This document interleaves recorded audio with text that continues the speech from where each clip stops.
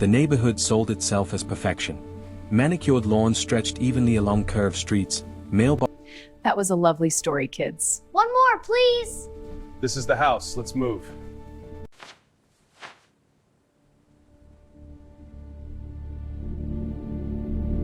The neighborhood sold itself as perfection. Manicured lawns stretched evenly along curved streets, mailboxes stood aligned like markers of discipline, and every home looked as if it had been approved by the same invisible hand. From the outside, it appeared peaceful, almost serene.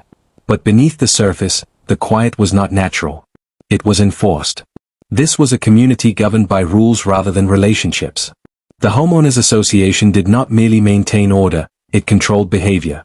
Every detail of daily life was monitored, measured, and judged against a thick rulebook that most residents skimmed once and then feared for years. Compliance was the currency of peace. Silence was the price. Most people learned quickly how to survive there. They parked exactly where allowed. They cut their grass to the approved height. They avoided drawing attention. Those who followed the system were ignored, and being ignored was considered success. The family arrived without fanfare. They were not loud, not careless, and not confrontational. They moved in with the simple expectation of living their lives without interfering with anyone else's.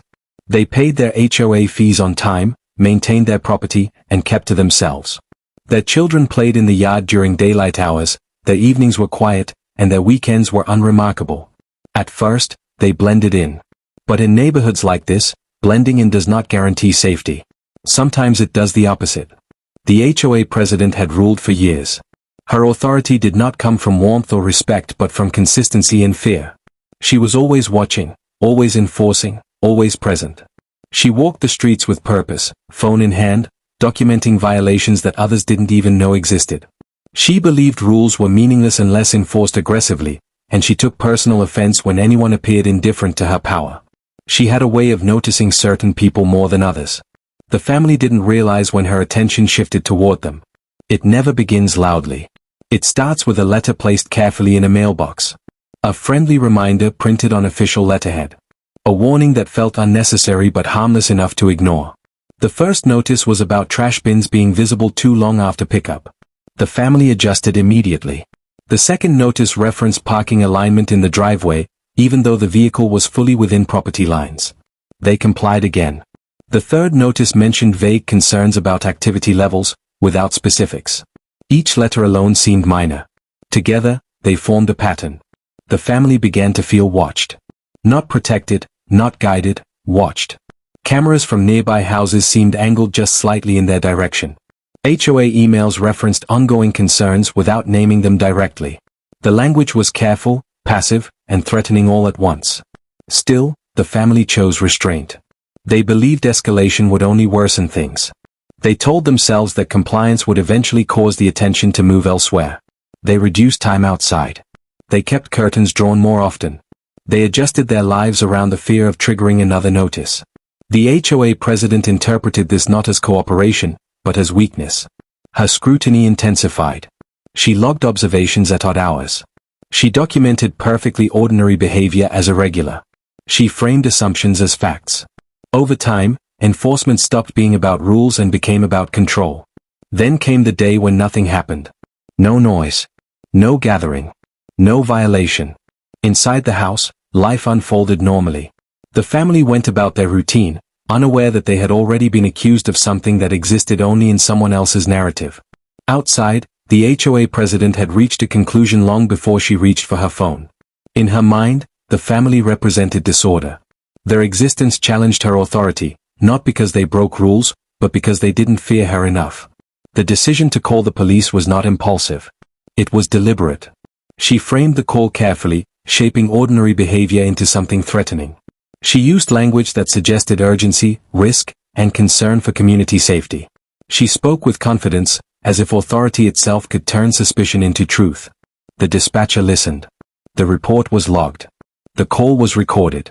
At that moment, the story changed forever. Police vehicles entered the neighborhood with controlled speed, their presence immediately noticeable in a place where anything out of the ordinary stood out. Neighbors noticed. Windows filled with silhouettes. Phones were lifted discreetly. Speculation spread faster than facts ever could. The family had no idea why law enforcement was approaching their home. There had been no warning, no confrontation, no explanation. Confusion turned into anxiety as flashing lights reflected off the front windows. Body cameras activated automatically as officers stepped out of their vehicles. From that instant forward, everything became evidence. The officers observed first. What they saw did not match what they had been told. There were no signs of disturbance. No chaos. No urgency. Just a normal home in a quiet neighborhood. The HOA president watched from a distance, convinced that this moment validated her authority. She believed the presence of police proved she was right. She believed the system worked in her favor. What she did not understand was that systems also record. The cameras captured the calm. They captured the environment. They captured the absence of threat. They captured the reality that contradicted the call itself. By the time the officers left, no action had been taken. No warnings issued. No enforcement justified. But the most important part of the incident did not end when the vehicles drove away. It was stored on a server, time-stamped, catalogued, and preserved. The neighborhood returned to quiet, but the truth had already been recorded. The call that was never about safety had created a record that would soon expose everything.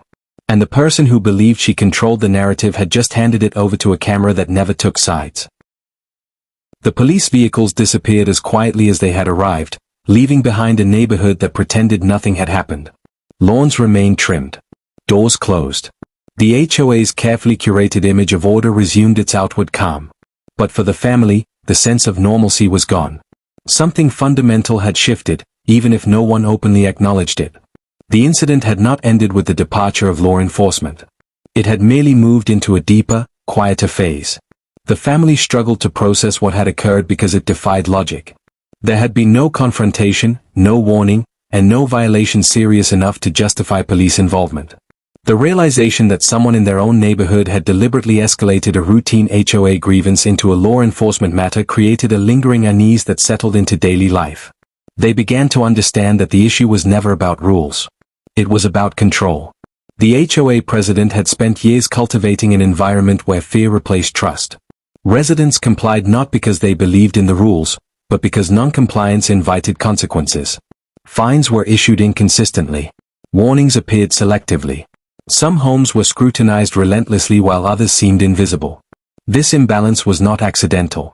It was strategic. Authority, in this neighborhood, was not reinforced by fairness but by unpredictability. Residents never knew which rule would be enforced or when, and that uncertainty kept them compliant. Questioning decisions often resulted in closer inspection, and those who challenged the HOA found themselves buried under paperwork, fines, and administrative reviews. The family had unknowingly stepped into this dynamic the moment they moved in. Their compliance did not protect them. In fact, it marked them as ideal targets.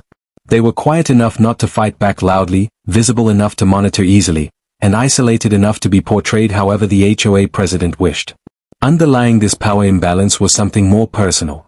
The HOA president did not simply enforce rules, she defined herself by them. Her identity was built around authority, recognition, and control over others' behavior. Challenges to that control, even imagined ones, felt like personal threats. In her mind, the family's independence, however subtle, represented defiance. The underlying struggle extended beyond the family and the HOA president. Many residents lived under similar pressure, but few spoke openly about it. Private conversations revealed shared frustrations, but public silence remained the norm. People feared retaliation more than they valued solidarity. The HOA structure encouraged this silence. Meetings were formal, tightly controlled, and intimidating. Questions were deflected. Complaints were documented rather than addressed. Authority flowed in one direction, and resistance was treated as disruption. For the family, the police call forced a reckoning. They could no longer pretend that compliance alone would ensure safety. The realization that false narratives could trigger serious consequences created a constant sense of vulnerability. Every routine activity now felt exposed. Children playing in the yard. Family members coming and going. Normal household noise. All of it carried the weight of potential misinterpretation. The fear was not dramatic or loud. It was quiet, persistent, and exhausting. At the same time, the family resisted internally. They documented everything. HOA notices were saved. Emails were archived. Timelines were created. They began to understand that survival in this environment required preparation, not confrontation. This quiet resistance mirrored the broader, unspoken resistance within the neighborhood. Others had endured similar treatment but lacked evidence or support. Stories emerged slowly, shared cautiously, often prefaced with disclaimers and fear of being overheard.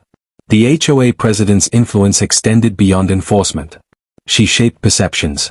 By controlling narratives, she framed herself as the protector of the community and positioned dissenters as threats to order. The police call had been an extension of that narrative. It transformed personal authority into institutional force. It weaponized perception. What the HOA president failed to consider was the permanence of evidence. While she moved forward as if nothing had gone wrong, the family recognized that something had. The bodycam footage existed. The call record existed. The discrepancy between accusation and reality had been documented objectively. The struggle now shifted from emotional survival to strategic endurance. The family understood that the truth would not assert itself automatically. It required patience, process, and timing. Reacting emotionally would only validate the narrative being constructed against them. Remaining calm and methodical became their greatest defense. The underlying struggle, however, took a toll. Trust in the neighborhood eroded. Every interaction felt performative. Neighbors who had once waved now avoided eye contact, uncertain where loyalty lay. Silence felt less like peace and more like complicity. The HOA president continued her routines. She issued notices. She conducted inspections. She spoke confidently in emails. Outwardly, nothing about her authority had changed. Inwardly, however, cracks had formed. Her decision to involve law enforcement had elevated the situation beyond HOA politics. It introduced accountability she could not fully control. The same system she believed would reinforce her power now held a record of her actions. The family sensed this shift, even if it remained invisible. The context of the struggle expanded beyond one household.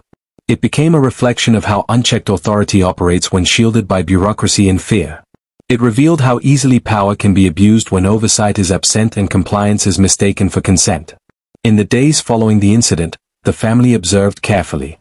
HOA communications grew more defensive. Language shifted subtly, emphasizing safety and community values more aggressively than before. The tone suggested justification rather than confidence. The family did not respond publicly. Silence, in this case, was strategic. They waited. The underlying struggle was no longer about avoiding conflict. It was about allowing truth to surface on its own terms.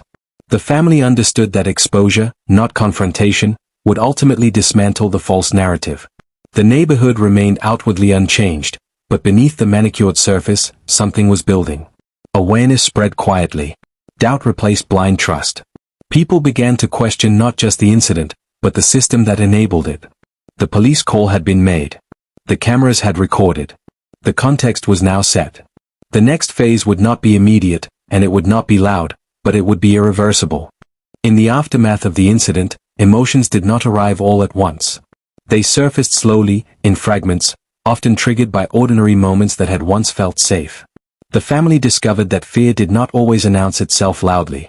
Sometimes it arrived as hesitation before opening the front door, or as a pause before letting the children play outside. Normal life continued, but it carried weight now. The home, once a refuge, felt permeable. Walls no longer separated private life from public judgment. Every sound seemed louder than before.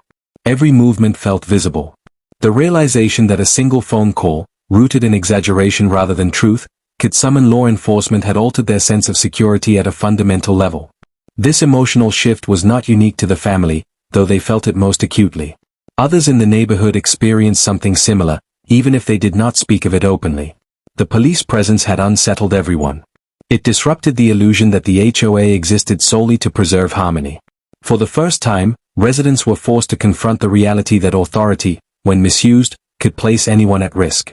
The family found themselves replaying the event in their minds, not out of obsession, but out of instinct. They examined small details, trying to understand how such an escalation had been possible. Each replay revealed the same truth. The incident was not about a violation, but about perception and power. Emotionally, the family balanced between anger and restraint. Anger surfaced at the injustice, at the recklessness of the call, at the vulnerability imposed on them without consent. Restraint followed closely behind, shaped by the knowledge that visible outrage could be weaponized against them. They learned to hold emotions inward, not suppressing them, but channeling them carefully. Fear became awareness. Anxiety became preparation. Hurt became resolve. The children sensed the shift before it was explained to them. They noticed changes in routine, in tone, in the way adults moved through the house. Innocent questions carried an undercurrent of uncertainty. The family realized that the emotional cost extended beyond the immediate moment. It lingered, shaping memory. At the same time, subtle emotional bridges began forming beyond the family's walls. A neighbor lingered longer during a casual greeting. Another offered help without being asked. Someone mentioned, quietly and indirectly, that the police visit had seemed unnecessary. These gestures were small, but they mattered. They suggested that not everyone accepted the official narrative unquestioningly. These moments of connection did not emerge from confrontation. They emerged from shared unease. People began to remember their own experiences. Notices that felt excessive. Emails that carried an edge. Encounters that left them unsettled. The police call served as a catalyst, bringing buried feelings to the surface. For years, residents had tolerated discomfort in exchange for order. Now they were questioning whether the order itself had been built on something unhealthy. Emotionally, the HOA president existed at a distance during this period. She continued her routines, outwardly composed, but the energy around her shifted. Conversations ended when she approached. Reassurances felt rehearsed. Her authority no longer inspired confidence, it inspired caution. The emotional bridge between her and the community weakened, while new bridges formed quietly among those who had felt powerless before. The family sensed this change but did not rush toward it. Trust, once fractured, does not rebuild quickly. They allowed connections to develop naturally, without expectation or agenda. Emotional alignment emerged not through words, but through shared recognition. Fear slowly transformed into something else. It became clarity. The family realized that their experience had stripped away illusions, not just for them, but for others as well. The emotional burden they carried was heavy, but it was no longer isolating. Awareness spread, and with it, a sense of mutual understanding. This emotional shift marked a turning point. The incident was no longer a private trauma, it had become a collective reckoning. Still, vulnerability remained. The family understood that emotional solidarity did not equal protection. The HOA president retained formal power. The system that enabled her actions had not yet changed. Emotional bridges could support awareness, but they could also collapse under pressure. Patience became essential. The family focused inward, strengthening their emotional foundation. They reaffirmed routines. They emphasized normalcy where possible. They made deliberate choices to reclaim ordinary moments, refusing to let fear define their lives entirely. At the same time, they remained vigilant. Emotional healing did not mean forgetting. It meant integrating the experience into a broader understanding of their environment. The neighborhood itself seemed to hold its breath. Conversations became more careful. Meetings felt heavier, even when the incident was not mentioned. Something unspoken hovered beneath everyday interactions. The emotional bridges now extended in multiple directions, between neighbors, between memory and awareness, between fear and resolve. What connected them all was a growing recognition that the incident had revealed something essential about power and accountability. The police call had crossed an invisible line. It had turned private authority into public force, and that could not be undone emotionally, even if it remained unresolved legally. The family sensed that the story was moving toward exposure, not because they pushed it forward, but because truth has a way of resurfacing when too many people recognize it at once. The emotional groundwork had been laid. Fear had softened into vigilance. Isolation had given way to quiet solidarity.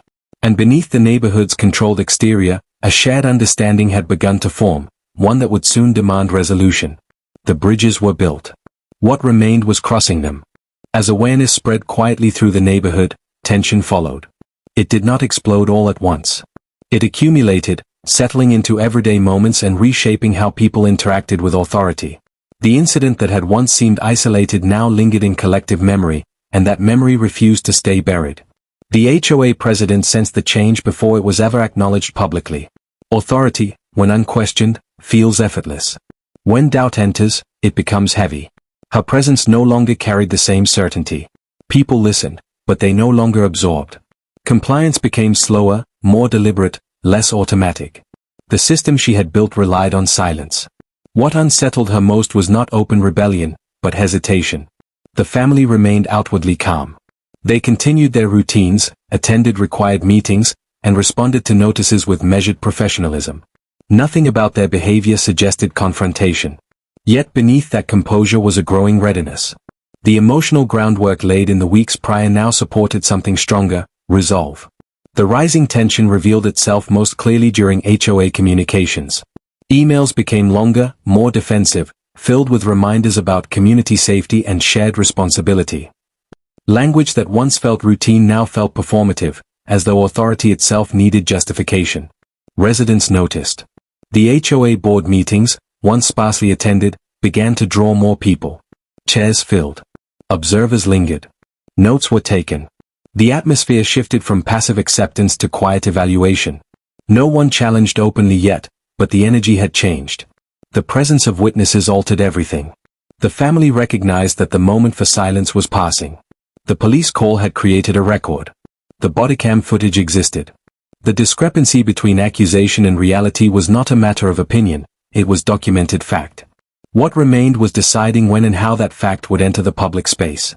The challenge was not just exposing the truth, but doing so in a way that could not be dismissed as emotional retaliation. The family understood that public challenges require credibility, timing, and restraint.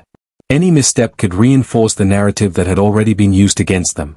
The HOA president continued to behave as if control remained firmly in her hands.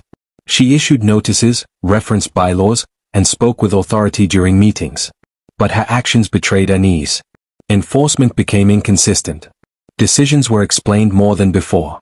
The confidence that once defined her leadership was fraying. Behind the scenes, pressure mounted. Residents began requesting clarification on rules that had never been questioned. Others asked for documentation related to enforcement decisions. These were not confrontations, they were inquiries. And inquiries, unlike accusations, were difficult to silence. The family formally requested records related to the police call. They followed procedure meticulously, submitting requests through official channels and waiting patiently. This step alone escalated the situation. What had once been an act of intimidation was now subject to scrutiny. The HOA president resisted quietly. Delays appeared. Responses became vague. Authority attempted to slow transparency, hoping time would dull urgency. Instead, the delay sharpened suspicion. The rising tension reached a visible point when the incident became impossible to ignore during an HOA meeting. Not through direct accusation, but through the absence of reassurance. Residents waited for explanation. None came. The silence spoke louder than any statement could have. The family felt the shift clearly. What had begun as personal fear had transformed into collective unease. The power dynamic was changing, not because authority had been challenged openly, but because trust had eroded. The public challenge did not arrive dramatically. It arrived through process. The release of the bodycam footage marked a turning point. Once obtained through proper channels, it moved quickly. First among the HOA board. Then among residents. Then beyond the immediate community. What made the footage powerful was its simplicity. There was no chaos. No threat. No justification for escalation. The calm reality on screen contrasted starkly with the urgency described in the original report. The rising tension crystallized into something undeniable. Residents who had once remained neutral now faced evidence. The narrative they had been offered no longer aligned with what they could see. Doubt turned into disbelief. Disbelief turned into quiet outrage. The HOA president attempted to regain control through explanation. She framed the call as precautionary. She emphasized concern. She leaned heavily on language about safety. But the footage undermined every justification. It showed restraint where she had claimed risk. It showed normalcy where she had suggested danger. The public challenge was now unavoidable. Conversations that had once taken place in private moved into shared spaces. People compared experiences. Patterns emerged. Enforcement that had seemed random now appeared targeted. The president's history of escalation resurfaced. The tension reached its peak not through shouting, but through attention. Scrutiny replaced fear. The same watchfulness that had once been used to control residents now turned inward, focused on the HOA leadership itself. The family remained steady. They did not gloat. They did not demand. Their restraint reinforced their credibility. The challenge they represented was not emotional, it was factual. The HOA board faced mounting pressure. Ignoring the issue risked collective accountability. Addressing it meant confronting the president's actions directly. The system she had dominated now had to decide whether to protect itself or protect her. The neighborhood watched closely. The rising tension transformed into a public reckoning. Authority that had once relied on intimidation now stood exposed under the weight of its own records. The challenge was no longer personal, it was structural. The silence that once shielded misuse of power had broken. And once broken, it could not be repaired. The story had moved beyond private struggle. It had entered the public domain, where evidence mattered more than influence, and where control, once questioned, could never fully be restored. The shift from tension to revelation did not happen in a single moment. It unfolded gradually, as facts aligned in ways no one, especially the HOA president, had anticipated. What had once been framed as an isolated precaution now revealed itself as part of a much larger pattern, and the evidence did not come from emotion or accusation. It came from records. The bodycam footage, once released, became more than proof of a single incident. It became a reference point. Residents watched it not for spectacle, but for clarity. What stood out was not what happened, but what didn't. There was no threat, no urgency, no justification for escalation. The calmness of the scene contrasted sharply with the seriousness of the call that had summoned law enforcement. That contrast forced a deeper question. If this call was exaggerated, what else had been? As the neighborhood processed the footage, attention turned toward documentation. Residents began requesting HOA records with renewed interest. Enforcement logs, complaint histories, and internal communications that had once seemed irrelevant now carried new significance. Transparency, long treated as optional, became unavoidable. What emerged was unexpected, not because wrongdoing existed, but because of its scope. The HOA president had established a pattern of escalation that extended far beyond the family at the center of the incident. Records revealed numerous complaints that resulted in no official findings, no citations, and no evidence of actual violations. Yet each complaint carried language suggesting urgency and concern for safety. The revelation was not dramatic, it was methodical. Emails showed how narratives were constructed. Observations were framed as facts. Assumptions were presented as concerns. Concerns were escalated into official action. The same tone appeared repeatedly, regardless of the situation or household involved. What made this revelation particularly unsettling was how ordinary it looked. There were no explicit threats, no overtly abusive language. Everything was wrapped in procedural formality. Authority hid behind professionalism. The family recognized this immediately. The system had not malfunctioned, it had functioned exactly as designed. The abuse of power was subtle, normalized, and therefore difficult to challenge without evidence. The unexpected part was not the president's behavior, but the realization that many residents had unknowingly contributed to the system's stability by remaining silent. Compliance had allowed patterns to persist unchallenged. Another revelation followed. Bodycam footage from unrelated incidents surfaced through public records. In each case, police responses were calm, brief, and uneventful. None matched the urgency described in the original calls. The same disconnect appeared again and again. The HOA president had not just exaggerated once. She had repeatedly elevated minor issues into matters requiring law enforcement attention. This realization changed the tone of the conversation entirely. What had been framed as a single misuse of judgment now appeared as habitual behavior. The implications were serious. False or exaggerated reports undermined trust not only within the community, but with public institutions. The HOA board could no longer treat the incident as an anomaly. Legal advisors were consulted. Procedures were reviewed. The weight of accountability shifted decisively. What had once been internal politics now carried potential legal consequences. For the family, this revelation was both validating and sobering. They had known they were targeted, but they had not realized how deeply the pattern ran. The sense of isolation they once felt was replaced by something heavier, responsibility. Their experience had become the lens through which systemic issues were exposed. The HOA president attempted to contain the fallout. Statements were prepared. Explanations emphasized caution, concern, and misunderstood intent. But intent mattered less now than outcome. The record spoke for itself. The most unexpected revelation, however, came from within the HOA board itself. Several members admitted, privately at first, that they had felt uncomfortable with the president's methods for years. They had noticed the escalation. They had questioned the necessity of certain actions. But they had deferred, trusting the system and the authority it conferred. Now, confronted with evidence, that deference turned into regret. The power dynamics shifted rapidly. Authority that once felt centralized now fractured. Board members distanced themselves. Oversight mechanisms were activated. Internal reviews became formal. The family observed this transformation carefully. They did not celebrate. They understood that revelations, while powerful, also destabilize systems. What followed would shape the neighborhood's future. The unexpected nature of the revelation lay in its clarity. There was no ambiguity left to debate. The evidence aligned too cleanly. Patterns were visible. Motives were inferred through consistency rather than speculation. Residents who had once feared retaliation now felt protected by transparency. The same documentation that had enabled control now enabled accountability. The HOA president's influence diminished visibly. Communications became infrequent. Enforcement slowed. The authority she once wielded confidently now required justification at every step. The narrative had reversed. The family's experience, once framed as a problem, became the catalyst for reform. Their quiet endurance had allowed the system to expose itself fully.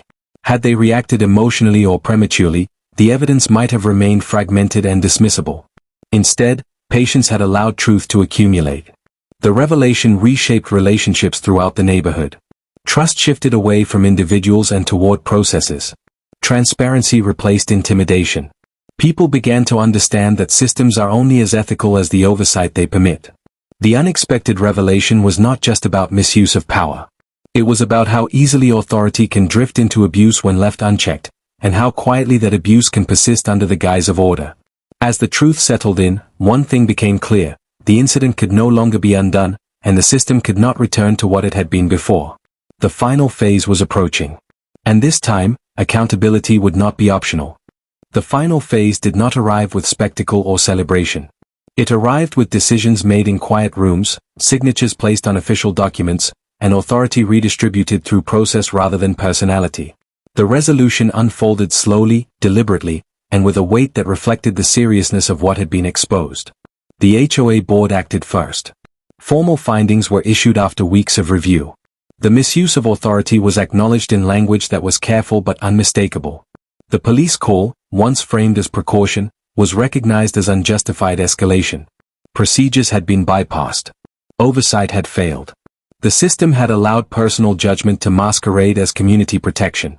The HOA president was removed from her position. The decision did not come with public drama. There were no speeches, no confrontations, no attempts at redemption. Her removal was administrative, documented, and final. The authority she had exercised for years dissolved not because it was challenged emotionally, but because it could no longer withstand scrutiny. Investigations beyond the HOA followed. The police department reviewed the call internally. Training protocols were revisited. The existence of bodycam footage ensured that the process remained transparent.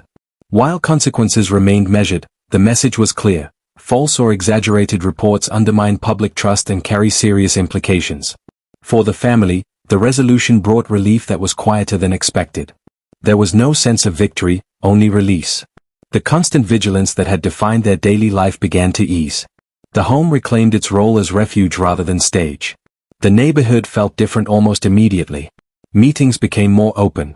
Attendance remained high, but the tone shifted from tension to engagement. Questions were welcomed rather than deflected. Records were shared without resistance. The culture of fear that had once governed interactions slowly gave way to one of accountability. Residents who had once stayed silent found their voices. Not in anger, but in participation. The HOA transitioned from a mechanism of control into an administrative body once again. Rules were clarified. Enforcement guidelines were standardized. Appeals processes were strengthened. Oversight was no longer optional. The family's role in this transformation remained understated. They did not seek recognition or leadership positions. Their impact lay in example rather than presence. They demonstrated that resilience does not require confrontation, and that truth gains power through consistency and patience. The moral impact of the incident extended beyond the neighborhood.